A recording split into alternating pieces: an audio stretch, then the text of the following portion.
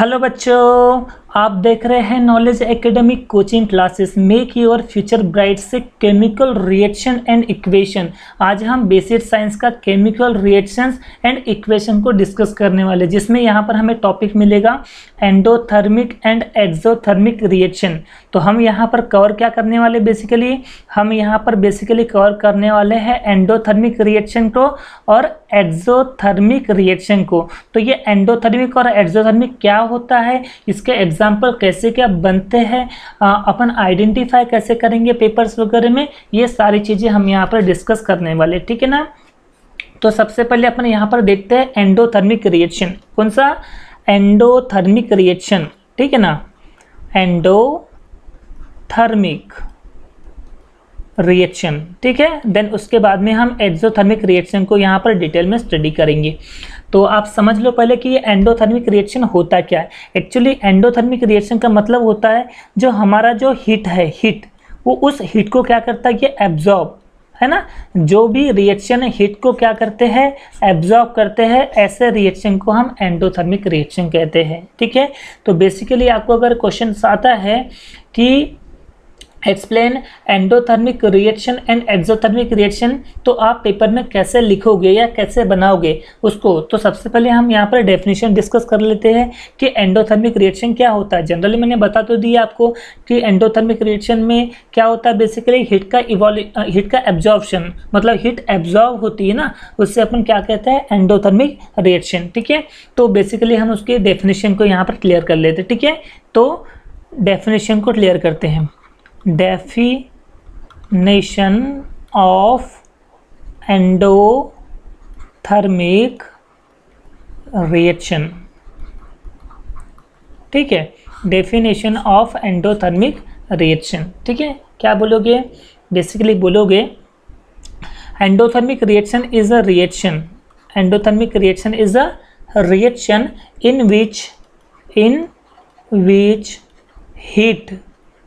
in which heat is absorbed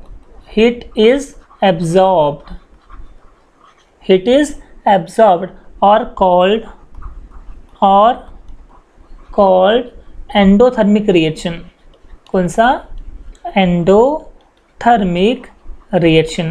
क्या बोला हमने भाई, ये जो एंडोथर्मिक रिएक्शन बेसिकली एक ऐसा रिएक्शन होता है जहाँ पर हीट क्या होती है, हीट होती है एब्जॉर्ब, और ऐसे रिएक्शन को हम क्या कहते हैं, एंडोथर्मिक रिएक्शन कहते हैं। मतलब जिस रिएक्शन में हीट का एब्जॉर्प्शन होता है, हीट एब्जॉर्ब होती है, ऐसे रिएक्शन को हम एंडोथर्मिक रिएक्शन कहते हैं, ठीक है ना। अब बात करें इसके एग्जाम्पल की, चलिए तो इसके एग्जाम्पल को डिस्कस करते हैं, ठीक है ना। तो बेसिकली हमने डेफिनेशन तो बोल दिया कि endothermic reaction is the reaction in which heat is absorb are called as endothermic reaction, ठीक है। अब बात करें इसके एग्जाम्पल की, ठीक है ना। एग्जाम्पल, ठीक है। तो एग्जाम्पल में बेसिकली क्या है, अपने को लेना है कैल्शियम कार्बोनेट। क्या होता है? Calcium carbonate. तो कैल्शियम कार्बोनेट का फार्मूला क्या होता है, ये होता है CaCO3। CaCO3, this is the formula of calcium carbonate. और ये जो कैल्शियम कार्बोनेट जो होता है, ये हमेशा सॉलिड स्टेट में होता है। किसमें होता है? हमेशा सॉलिड स्टेट में होता है। क्या होता है यहाँ पर, ये जो कैल्शियम कार्बोनेट जो होता है ना, ये हीट को एब्जॉर्ब करता है। किसको? हीट को एब्जॉर्ब करता है। जैसे ये कैल्शियम कार्बोनेट हीट को एब्जॉर्ब करता है तो ये सीधा डिवाइड हो जाएगा। किसमें? एक तो यहाँ पर कैल्शियम ऑक्साइड में डिवाइड हो जाएगा और दूसरा कार्बन डाइऑक्साइड में डिवाइड हो जाएगा। मतलब एक्चुअली ये डिकम्पोज हो रहा है। तो ये जो कैल्शियम कार्बोनेट जो सॉलिड वाला जो एक आपको सब्सटेंस दिख रहा है, तो ये हीट को एक्चुअली ये एब्जॉर्ब कर रहा है, जिसकी वजह से ये डिकम्पोज करके कैल्शियम ऑक्साइड और कार्बन डाइऑक्साइड में क्या हो रहा है, डिकम्पोज हो रहा है, ठीक है ना। ये एग्जाम्पल होता है एंडोथर्मिक रिएक्शन का। चलो हम इसको डिटेल्स में देखते हैं कि एक्चुअली क्या हो रहा है। क्या बोले अपने, है ना। एग्जाम्पल में आप पढ़ोगे बेसिकली क्या बोले अपने, यहाँ पर हमने बोले कि ये जो CaCO3 जो है, CaCO3 जो कि सॉलिड स्टेट में रहता है, इसे अपन कहते हैं कैल्शियम कार्बोनेट। क्या कहते हैं अपन इसको? कैल्शियम कार्बोनेट, ठीक है। अब इस कैल्शियम कार्बोनेट क्या में क्या होता है यहाँ पर हीट का एब्जॉर्प्शन होता है, मतलब हीट क्या होता है यहाँ पर हीट को एब्जॉर्ब करता है। तो जैसे ये ब्रेक डाउन होता है मतलब डिकम्पोज होगा, तो डिकम्पोज होने में अपने को मिलेगा बेटा बेसिकली कैल्शियम ऑक्साइड। क्या मिलेगा अपने को? Calcium oxide. और ये जो कैल्शियम ऑक्साइड जो है ये भी क्या रहेगा? सॉलिड स्टेट में रहेगा, ठीक है ना। और क्या निकलेगा बाहर? बेसिकली कार्बन डाइऑक्साइड एक गैस जो है ये बाहर निकल जाएंगे, ठीक है। CaO is also known as calcium oxide. क्या बोलेंगे अपन इसको? कैल्शियम ऑक्साइड कहेंगे, ठीक है। और CO2 तो आपको पता है carbon dioxide, carbon dioxide. Clear है इतनी बात, ठीक है ना।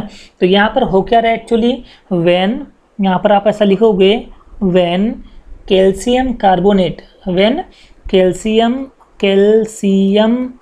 कार्बोनेट, है ना। अब ये जो कैल्शियम कार्बोनेट जो है ये बेसिकली स्ट्रांगली हिट होता है ना, फार्मूला लिख देता हो CaCO3 मतलब कैल्शियम कार्बोनेट होता है।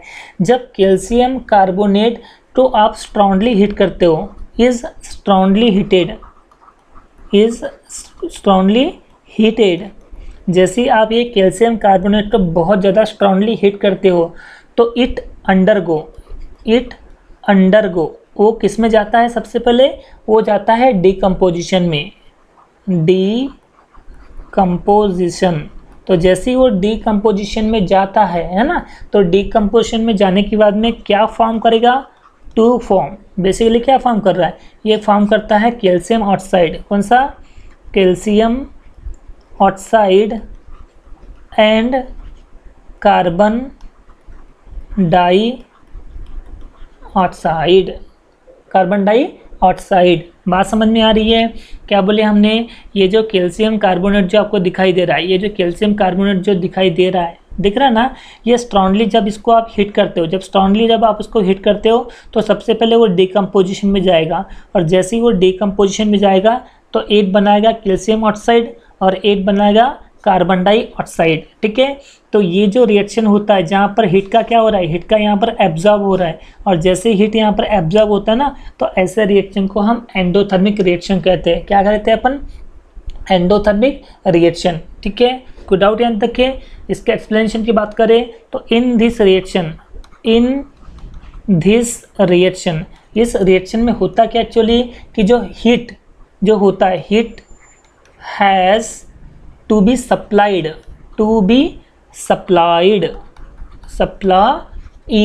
continuously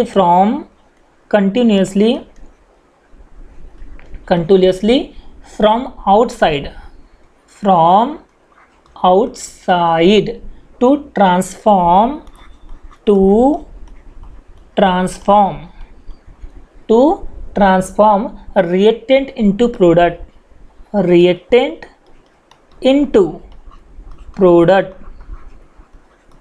that is the reaction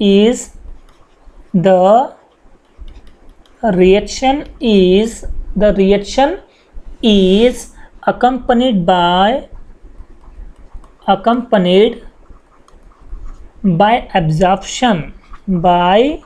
absorption of heat, therefore it is an कौन सा रिएक्शन होगा? एंडोथर्मिक रिएक्शन होगा, बेसिकली एंडोथर्मिक रिएक्शन। देखो बात को समझना, मैं एक्चुअली यहाँ पर क्या बोल रहा हूँ, आपको चीज़ों को जो है समझना बहुत ज़्यादा इंपॉर्टेंट है, ठीक है ना। देखो क्या बोल रहा है अपन यहाँ पर, ये जो हमारा जो एंडोथर्मिक रिएक्शन है, एंडोथर्मिक रिएक्शन में क्या होता है कि जो हीट जो है ना, हीट जो है यहाँ पर कंटिन्यूसली सप्लाई हो रहा है, कंटिन्यूसली क्या हो रही है? सप्लाई हो रही है ना। कहाँ से? From outside to transform reactant into product. जहाँ पर रिएक्टेंट जो है, रिएक्टेंट हमारा कौन सा है? यहाँ पर रिएक्टेंट है हमारा कैल्शियम कार्बोनेट, है ना।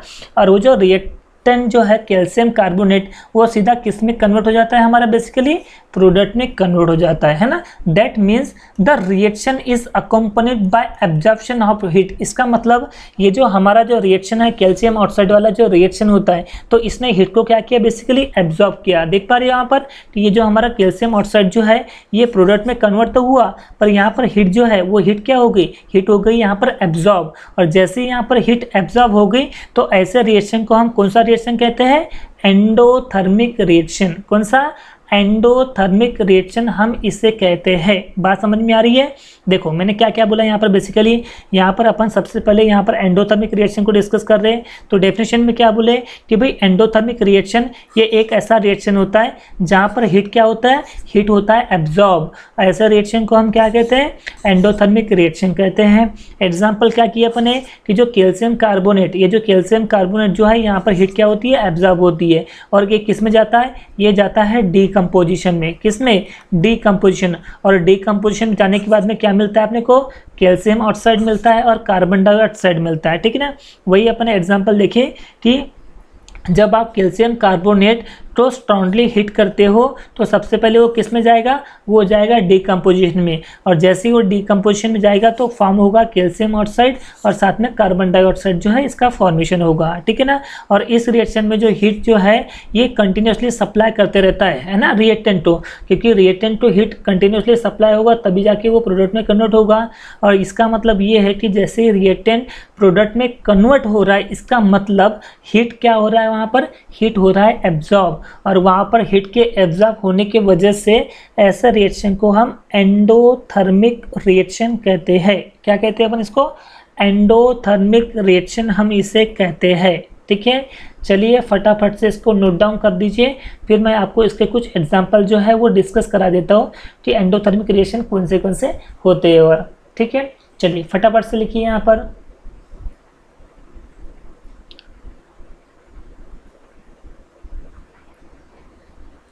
हो गया। चलिए देखो बेसिकली क्या बोले अपने यहाँ पर एग्जाम्पल के तौर पे कि ये जो हमारा जो कैल्शियम कार्बोनेट है, कौन सा, कैल्शियम कार्बोनेट जो है, ठीक है ना, ये कैल्शियम कार्बोनेट का क्या हो रहा है, बेसिकली यहाँ पर डिकम्पोज हो रहा है।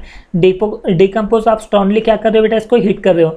जैसे इस कैल्शियम कार्बोनेट को आप स्ट्रांगली हीट कर रहे हो, इस कैल्शियम कार्बोनेट को स्ट्रांगली बहुत ज़्यादा जब आप हीट करते हो तो ये डिकम्पोज होगा। क्या होगा, डिकम्पोज होगा। कैसे डिकम्पोज होगा, देखो ये जो अपना जो कैल्शियम कार्बोनेट जो है, ये हमारा जो कैल्शियम कार्बोनेट तो है, क्या मैं इसको ऐसा लिख सकता हूँ क्या, कैसे, देखो ये Ca को जैसे का वैसा, ठीक है, ये CO3 है, कार्बन 1 है और ऑक्सीजन 3 है, तो 2 ऑक्सीजन और 1 ऑक्सीजन, ऐसे 3 ऑक्सीजन, क्या मैं ऐसा लिख सकता हूँ क्या, क्लियर है यहाँ पर। तो होता क्या है बेसिकली यहाँ पर कि ये जो कैल्शियम कार्बोनेट जो है, तो यहाँ का कैल्शियम और ये ऑक्सीजन दिख रहा है आपको, ये बन जाएगा आपका कैल्शियम ऑक्साइड, मतलब ये CaO जो है ये निकल जाएगा बाहर। और साथ में क्या बच गया अपने पास, यहाँ पर बच गया CO2। क्या बच गया, CO2।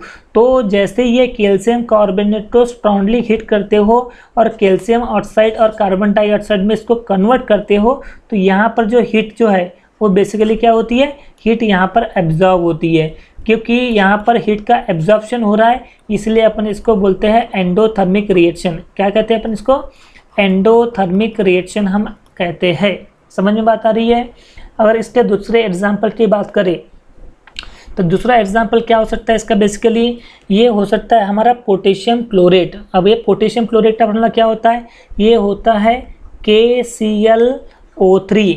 KClO3, ये जो KClO3 है इसे अपन कहते हैं पोटेशियम क्लोरेट। क्या कहते हैं अपन इसे, पोटेशियम क्लोरेट, ठीक है ना। अब ये पोटेशियम क्लोरेट का क्या हुआ, बेसिकली डिकम्पोज होगा जब स्ट्रांगली हीट देते हो आप इसको, ठीक है ना। जब आप इसको स्ट्रांगली हीट देते हो पोटेशियम क्लोरेट को, तो होगा क्या, बेसिकली ये पोटेशियम क्लोराइड में कन्वर्ट होगा, किसमें, पोटेशियम क्लोराइड में कन्वर्ट होगा। और साथ में यहाँ पर ऑक्सीजन जो है, साथ में यहाँ पर ऑक्सीजन जो है वो बाहर निकलेगी, मतलब ऑक्सीजन गैस जो है बाहर निकलेगा। पर आप देख रहे होंगे यहाँ पर कि ये जो रिएक्शन जो है ये बेसिकली अनबैलेंस है। क्या ये, अनबैलेंस, ठीक है ना। कैसे अनबैलेंस, देखो यहाँ पर पोटेशियम 1 है, चलो रिएक्टेंट साइड में, मतलब देखो बैलेंस और अनबैलेंस हम कैसे आइडेंटिफाई करते हैं, जब भी हमारा कोई केमिकल रिएक्शन जो है रिएक्टेंट जो है वो अगर प्रोडक्ट के बराबर आ जाता है तो इसका मतलब हमारा जो केमिकल रिएक्शन जो है वो बैलेंस माना जाएगा। मतलब जितने एलिमेंट रिएक्टेंट साइड है उतने ही एलिमेंट प्रोडक्ट साइड होना चाहिए, तब अपन कहेंगे कि वो केमिकल रिएक्शन जो है कैसा रहेगा, वो रहेगा बैलेंस। ठीक है, बट अभी इस केस में देख रहे होगे आप तो ये केमिकल रिएक्शन हमारा अनबैलेंस है। तो सर आपने आइडेंटिफाई कैसे किए कि ये अनबैलेंस है? तो देखो यहाँ पर ये हमारा रिएक्टेंट साइड है। क्या है ये हमारा? रिएक्टेंट साइड बेसिकली, और ये है हमारा कौन सा? Product side. ठीक है, अगर आप देख पा रहे हो यहाँ पर पोटेशियम यहाँ पर एक है, यहाँ पर भी पोटेशियम एक है, तो टेंशन की बात नहीं है। यहाँ पर क्लोरीन एक है तो यहाँ पर क्लोरीन एक है, बट आप यहाँ पर ऑक्सीजन एटम देख रहे हो 3 है और यहाँ पर ऑक्सीजन एटम 2 है, देख पा रहे हो? तो इसका मतलब यहाँ पर ऑक्सीजन इधर रिएक्टेंट साइड में 3 है और प्रोडक्ट साइड में सिर्फ 2 ही है, मतलब यहाँ पर 1 की कमी है। इसका मतलब ये रिएक्शन जो है वो अनबैलेंस है। तो इस रिएक्शन को बैलेंस करने के लिए हम क्या करेंगे? हम करेंगे बैलेंसिंग। क्या कहेंगे यहाँ पर? बैलेंसिंग। ठीक है, देखो यहाँ पर अपने पास ऑक्सीजन कितने? यहाँ पर ऑक्सीजन हमारे पास 3 है, मतलब रिएक्टेंट साइड में जो ऑक्सीजन एटम जो है हमारे पास सिर्फ 3 है। देखो ये ऑक्सीजन एटम अपने पास कितने? यहाँ पर 3 है ना। और जो प्रोडक्ट साइड जो देखोगे आप तो यहाँ पर ऑक्सीजन हमारे पास सिर्फ 2 है। ठीक है, तो हमें यहाँ पर बैलेंस करना है। तो बैलेंस कैसे करेंगे? यहाँ पर देखो, तो अगर मैं यहाँ पर बेसिकली इस ऑक्सीजन को, अगर मैं इस ऑक्सीजन को 3 से मल्टीप्लाई कर दूँ तो ये 3 2 जा 6, मतलब ऑक्सीजन इधर कितने हो जाएंगे? 6। तो यहाँ पर ऑक्सीजन 3 है, देख पा रहे हो यहाँ पर। तो अगर मैं 2 को पूरे इक्वेशन को मल्टीप्लाई कर दूंगा तो देखो ऑक्सीजन कितने हो जाएंगे? 3, है ना। और 3 2 जा 6, देखो ऑक्सीजन इधर भी 6 आ गए और इधर भी 6 आ गए। मतलब ये अब ये जो रिएक्शन जो है ये हो गया बैलेंस। कैसे बैलेंस? तो देखो यहाँ पर पोटेशियम कितने हैं? 2 है, तो इधर में पोटेशियम, सॉरी अब ये रिएक्शन बैलेंस नहीं है, तो यहाँ पर 2 से मल्टीप्लाई करना पड़ेगा। ठीक है, अब देखो बोला यहाँ पे पोटेशियम कितने हैं? 2, यहाँ पर भी पोटेशियम 2 है, राइट। क्लोरीन कितने? यहाँ पर 2 क्लोरीन है, चलो 2 क्लोरीन यहाँ पर भी है। ऑक्सीजन 2 3 जा 6 और ऑक्सीजन 2 3 जा 6, मतलब ऑक्सीजन भी 6 है। इसका मतलब ये रिएक्शन जो है ये कैसा हो गया? बैलेंस हो गया। ठीक है ना, मैं इसको फिर से लिखता हूँ। देखो क्या है अपना, ये जो हमारा पोटेशियम क्लोराइड है, क्या बोले अपन ने? KClO3 potassium chloride. ये पोटेशियम क्लोराइड जो है जब इसका डिकम्पोजिशन हुआ है, कब? जब आप इसको स्ट्रांगली हीट करते हो तो ये पोटेशियम क्लोराइड में कन्वर्ट होता है और साथ में ऑक्सीजन एटम जो है बाहर निकलता है ना। बट आप यहाँ पर देखोगे तो ये रिएक्शन अनबैलेंस है। ठीक है ना, तो रिएक्शन अनबैलेंस को बैलेंस कैसे करते बता दिया। देखो यहाँ पर ये अपना रिएक्टेंट साइड है, ठीक है ना, और ये जो है हमारा क्या बेटा? ये बेसिकली प्रोडक्ट साइड है। ठीक है ना, यहाँ पर रिएक्टेंट साइड देखोगे तो पोटेशियम कितना है? 1 है। क्लोरीन कितना है बेटा? क्लोरीन भी यहाँ पर 1 है। ऑक्सीजन एटम देखोगे यहाँ पर 3 है। ठीक है, प्रोडक्ट में देखोगे पोटेशियम 1 है, क्लोरीन जो है वो बराबर 1 है, ऑक्सीजन जो है बराबर है कितने बेटा? 2 है। ठीक है, तो यहाँ पर आप देख रहे हो पोटेशियम तो बराबर है, ठीक है, पोटेशियम बराबर है, क्लोरीन बराबर है, बट ऑक्सीजन जो है यहाँ 3 है और यहाँ पर ऑक्सीजन एटम 2 है। इसका मतलब ये रिएक्शन कैसा है? अनबैलेंस है। हमें यहाँ पर बैलेंस करना है तो क्या करेंगे बेसिकली? तो क्या करूँ मैं ऐसा, तो यहाँ पर देखो बेसिकली ऑक्सीजन एटम यहाँ पे 2 है, तो अगर मैं इसको 3 से मल्टीप्लाई कर दूँ तो ये 3 2 जा 6 हो जाएगा। मतलब ऑक्सीजन अभी कितने हो गए? यहाँ पर हो गए ऑक्सीजन 6। ठीक है ना। अब यहाँ पे ऑक्सीजन एटम कितने बेटा? यहाँ 3 है, देखो यहाँ पर 3 है, तो अगर मैं 2 से मल्टीप्लाई कर दूँ तो ये 2 3 जा कितना हो जाएगा? 2 3 जा 6 हो जाएगा। बात समझ में आ रही है? अब पोटेशियम की बात आती है, तो पोटेशियम यहाँ पर देखो, पोटेशियम यहाँ पर 2 है, पोटेशियम कितने? 2 है, यहाँ पे पोटेशियम 1 ही है, तो मैं अगर 2 से मल्टीप्लाई कर दूँ तो देखो पोटेशियम यहाँ पर 2 हो जाएगा और यहाँ पर भी 2 हो जाएंगे। ठीक है, तो पोटेशियम हमारा क्या हो गया? बैलेंस हो गया। क्लोरीन आप देखोगे तो क्लोरीन जो है ये 2 से मल्टीप्लाई, इसका मतलब क्लोरीन भी यहाँ पर कितने हैं बेटा? 2 है बराबर। ठीक है ना, इधर भी क्लोरीन देखोगे तो यहाँ पे भी क्लोरीन कितने हैं? 2 है। इसका मतलब पोटेशियम 2 है, इधर भी पोटेशियम 2 है, क्लोरीन यहाँ पर 2 है तो क्लोरीन यहाँ पर भी 2 है, ऑक्सीजन यहाँ पर 6 है तो इधर भी 6 है। इसका मतलब ये जो रिएक्शन जो आपको दिख रहा है ये रिएक्शन हमारा क्या हो गया? बैलेंस रिएक्शन हो गया। मतलब कैसा? टॉइस KClO3, ठीक है, strongly heated twice KCl plus thrice A2। ठीक है, ये जो आप देख रहे हो रिएक्शन, ये कौन सा अपना रिएक्शन है? Endothermic reaction. ठीक है ना, तो जैसे ये पोटेशियम क्लोरेट, जब ये पोटेशियम क्लोरेट का डिकम्पोजिशन होता है तो डिकम्पोजिशन में ये पोटेशियम क्लोराइड और ऑक्सीजन जो है बाहर निकलता है, तो प्लस यहाँ पर हीट जो है वो क्या होती है, हीट होती है एब्जॉर्ब। इसलिए इस रिएक्शन को हम क्या कहते हैं, एंडोथर्मिक रिएक्शन कहते हैं। बात समझ में आ गई? कोई यहाँ पर दिक्कत? क्लियर है ना, है ना? तो ये बात समझ में आ गई। तो हमने यहाँ पर बेसिकली ये वाला एग्जांपल देख लिया, कौन सा, पोटेशियम क्लोराइड। ठीक है, ये जो अपना KCl3 जो है इसको अपन बोलते हैं क्या, पोटेशियम क्लोराइड। ठीक है, ठीक है। तो ये हो गया हमारा कौन सा, ये हो गया हमारा एंडोथर्मिक रिएक्शन। ठीक है, एंडोथर्मिक रिएक्शन। ठीक है, तो एंडोथर्मिक का मतलब क्या होता है, हीट जहाँ पर एब्जॉर्ब होती है उसे एंडोथर्मिक रिएक्शन कहते हैं। एग्जांपल जैसे कैल्शियम कार्बोनेट डिकम्पोज होता है तो वहाँ पर हीट हमेशा एब्जॉर्ब होता है, इसलिए इस रिएक्शन को अपन क्या कहते हैं, यहाँ पर हम इसे कहते हैं एंडोथर्मिक रिएक्शन। क्या कहते हैं अपने बेसिकली, एंडोथर्मिक रिएक्शन। क्लियर है? तो हमने यहाँ पर बैलेंसिंग भी कर ली है पोटेशियम क्लोराइड का। ठीक है, अब हमारा जो मेन टॉपिक है कौन सा है, एक्सोथर्मिक रिएक्शन। कौन सा, एक्सोथर्मिक रिएक्शन। ठीक है, चलिए एक्सोथर्मिक रिएक्शन। ठीक है, तो ये एक्सोथर्मिक रिएक्शन जो है ये क्या होता है, चलो हम यहाँ पर डिस्कस कर लेते हैं। ठीक है, तो भाई एक्सोथर्मिक रिएक्शन ये एक ऐसा रिएक्शन होता है जहाँ पर हीट जो होती है, जहाँ पर हीट जो होती है वो क्या होती है, हीट होती है निकलती है। मतलब हीट जहाँ पर इवॉल्व होती है, तो जहाँ पर हीट इवॉल्व होती है ना उससे अपन बोलते हैं एक्सोथर्मिक। ठीक है, अगर मैं इसको डिवाइड करूँ एक्सो और ये थर्मिक, बीच से अगर काटूँ तो एक्सो से बनेगा एग्जिट, और एग्जिट का मतलब होता है बाहर होना, बाहर निकलना, मतलब इवॉल्व होना। ठीक है ना, और थर्मिक मतलब होता है हीट, तो जहाँ पर हीट जो है बाहर निकलती है, मतलब हीट जहाँ पर इवॉल्व होती है ना उससे अपन कहते हैं एक्सोथर्मिक रिएक्शन। कौन सा बेटा, एक्सोथर्मिक रिएक्शन हम इनसे कहते हैं। तो बेसिकली हम इसके डेफिनेशन को देख लेते हैं। ठीक है, डेफिनेशन ऑफ एक्सोथर्मिक रिएक्शन।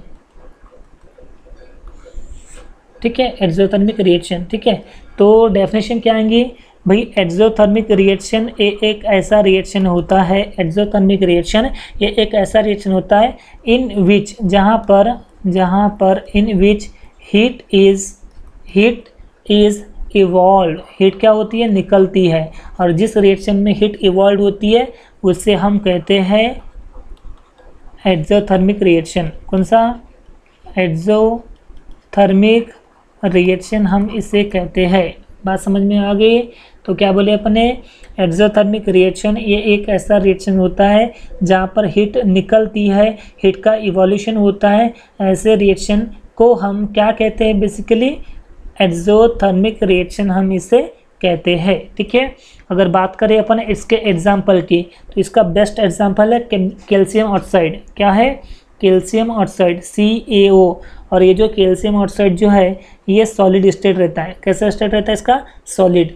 ये रिएक्ट होता है किसके साथ में, वाटर के साथ में, जो कि लिक्विड रहता है। ठीक है ना, तो जैसे ये कैल्शियम ऑक्साइड वाटर के साथ में ऐड होता है ना, तो हमें क्या मिलता है, हमें मिलता है कैल्शियम हाइड्रोक्साइड। क्या मिलेगा, कैल्शियम हाइड्रोक्साइड। ठीक है, CaOH2, जो कि ये एक्वस सोल्यूशन रहेगा। कौन सा, एक्वस सोल्यूशन। बट जैसे ये कैल्शियम ऑक्साइड जो है ये वाटर के साथ में ऐड होता है ना, तो हमें कैल्शियम हाइड्रोक्साइड तो मिलता है, बट कैल्शियम ऑक्साइड के साथ में ये जो हीट है, यहाँ पर हीट जो है वो निकलती है बाहर, मतलब इवॉल्व होती है। इसलिए इस रिएक्शन को अपन क्या बोलते हैं, एक्सोथर्मिक रिएक्शन कहते हैं। क्या कहते हैं, एक्सोथर्मिक रिएक्शन। ठीक है, इसके एग्जाम्पल को हम यहाँ पर डिटेल में स्टडी करते हैं। ठीक है, तो क्या बोले अपने कि जो ये CaO जो है, जो कि किस में रहेगा, सॉलिड स्टेट में रहेगा, इससे अपन कहेंगे कैल्शियम ऑक्साइड। क्या बोलेंगे अपन इसको, बेसिकली कैल्शियम ऑक्साइड। ठीक है, कैल्शियम ऑक्साइड। ठीक है ना, इसे अपन कहेंगे कैल्शियम ऑक्साइड। अब ये कैल्शियम ऑक्साइड जो है ये वाटर के साथ में ऐड होगा, किसके साथ में, वाटर के साथ में ऐड होगा। और जैसे ये कैल्शियम ऑक्साइड वाटर के साथ में ऐड होता है तो यहाँ पर हमें क्या मिलेगा, बेसिकली कैल्शियम हाइड्रोक्साइड। क्या मिलेगा, कैल्शियम हाइड्रोक्साइड। ठीक है ना, बट जैसे ये कैल्शियम हाइड्रोक्साइड का फॉर्मेशन करेगा तो यहाँ पर हीट जो है वो हीट यहाँ पर इवॉल्व हो रही है, क्योंकि यहाँ पर हीट इवॉल्व होगी, इसलिए हम इस रिएक्शन को बोलते हैं एक्सोथर्मिक रिएक्शन। क्या कहते हैं अपन इसको, एक्सोथर्मिक रिएक्शन। ठीक है, तो क्या बोल सकते हैं अपन यहाँ पर, व्हेन जब कैल्शियम ऑक्साइड मतलब CaO, जब कैल्शियम ऑक्साइड इज एडेड, जब आप उसको ऐड करते हो किसके साथ में, एडेड टू द वाटर मतलब H2O, है ना। तो जैसे ही आप कैल्शियम ऑक्साइड को वाटर के साथ में ऐड करते हो तो बेसिकली किसका फॉर्मेशन होता है, यहाँ पर कैल्शियम ऑक्साइड टू फॉर्म, क्या फॉर्म करता है, कैल्शियम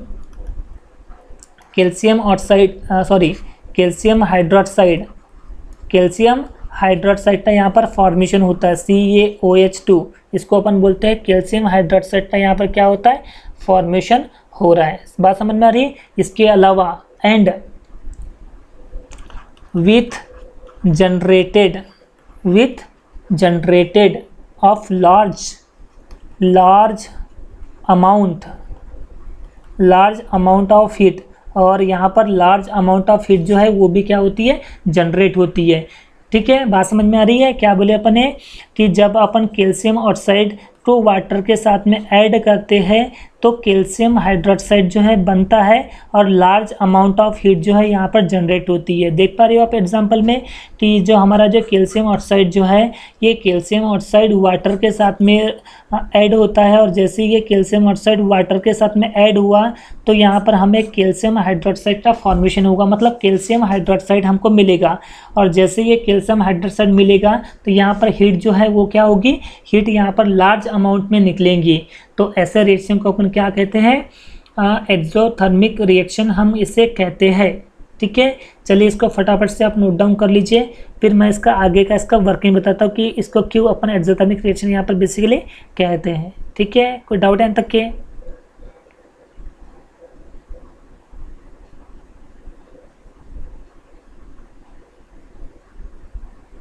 ठीक है, सिंस, तो यहाँ पर आगे अपन लिखेंगे सिंस, क्योंकि हमें पता है heat is given, since heat is given away when reactants are transformed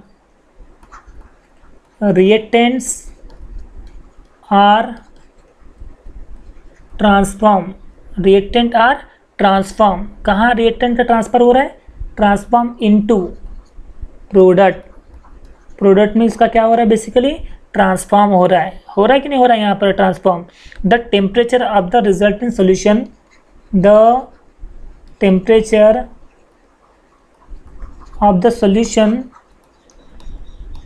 of the solution क्या होगा, टेम्परेचर यहाँ पर इंक्रीज होगा। जाहिर सी बात है यहाँ पर टेम्परेचर इंक्रीज होगा, और जैसे यहाँ पर टेम्परेचर इंक्रीज होगा इसका मतलब ये रिएक्शन कौन सा है, it is an exothermic reaction. कौन सा, एक्सोथर्मिक रिएक्शन, इसलिए हम इसको क्या बोलते हैं, एक्सोथर्मिक रिएक्शन बेसिकली हम इसे कहते हैं। क्लियर है यहाँ पर? क्या बोले अपन ने, देखो यहाँ पर हीट जो है ये अवे फ्रॉम द रिएक्टेंट से जो है वो हीट जो है बहुत दूर है, जहाँ पर ये रिएक्टेंट जो है किस में ट्रांसफॉर्म होता है, ये रिएक्टेंट जो है ये प्रोडक्ट में ट्रांसफॉर्म होता है, जिसके वजह से यहाँ पर टेम्परेचर जो है वो क्या हो जाता है, इंक्रीज होता है। क्योंकि यहाँ पर टेम्परेचर का इंक्रीज होने की वजह से हीट का यहाँ पर जनरेशन होता है, और यहाँ पर हीट जनरेट होती है, इसलिए इस रिएक्शन को अपन क्या बोलते हैं, एक्सोथर्मिक रिएक्शन कहते हैं। क्लियर है यहाँ पर? कि कोई डाउट यहाँ तक के? ठीक है, तो बात यहाँ पर समझ में आ जाती है कि एक्सोथर्मिक रिएक्शन क्या होता है। तो एक्सोथर्मिक रिएक्शन एक ऐसा रिएक्शन होता है जहाँ पर हीट जो है वो इवॉल्व होती है, मतलब हीट जो है वो निकलती है। ऐसे रिएक्शन को हम एक्सोथर्मिक रिएक्शन के नाम से जानते हैं। ठीक है, तो आपको बेसिकली एक पेपर में एक क्वेश्चन मिलेगा जो आप अपने एक्सरसाइज में भी देख सकते हो। ठीक है ना, तो एक्सरसाइज में आपको मिलेगा ऐसा कुछ क्वेश्चन है आपको, आइडेंटिफाई द एंडोथर्मिक एंड